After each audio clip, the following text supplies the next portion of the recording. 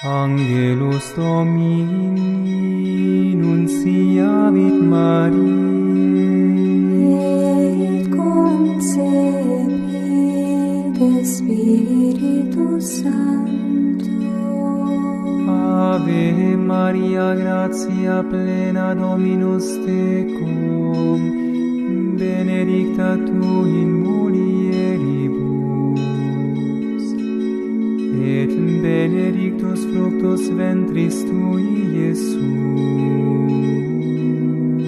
Sancta Maria, Mater Dei, ora pro nobis peccatoribus, nunc et in hora mortis nostrae. Amen.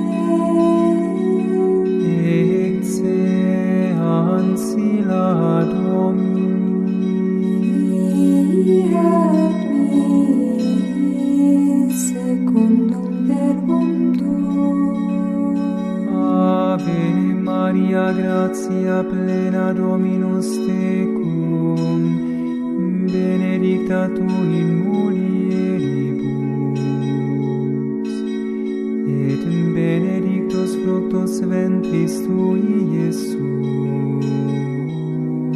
Sancta Maria, Mater Dei, ora pro nobis peccatoribus, nunc et in hora mortis nostrae. Amen.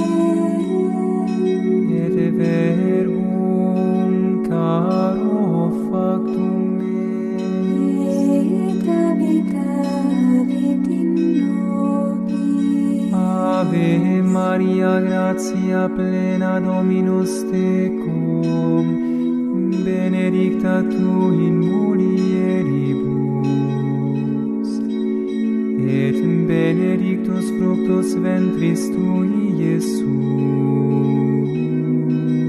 Sancta Maria, Mater Dei, ora pro nobis peccatoribus, nunc et in hora mortis nostrae. Amen.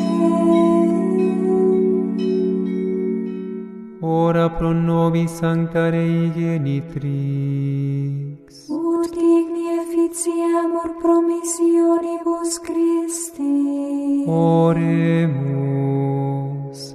Gratiam Tuam quesumus Domine mentibus nostris infunde, ut qui angelo nunciante Christi Filii Tui incarnationem cognovimus, per passionem eius et crucem ad resurrectionis gloriam perducamur, per eundem Christum Dominum nostrum.